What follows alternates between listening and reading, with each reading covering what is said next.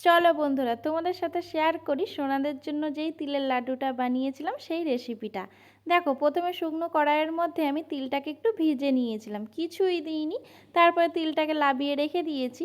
কড়াইয়ের মধ্যে একটুখানি জল দিয়ে তার মধ্যে গুড়টাকে দিয়ে যখন গুড়টা চিটচিট ভাব চলে এসেছে, ওর মধ্যে আমি ভাজা তিলটা ঢেলে দিয়েছিলাম। তিলটা ঢেলে দিয়ে একটু নাড়াচাড়া করে তারপরে লাবিয়ে নিয়েছি। আর গরম গরম যেহেতু পাকাতে হবে, তার জন্য আমি দিদিভাইটাকে ডেকে নিয়েছিলাম। কারণ একা একা পাকাতে গেলে শক্ত হয়ে যাবে আর লাড্ডুগুলো হবে না।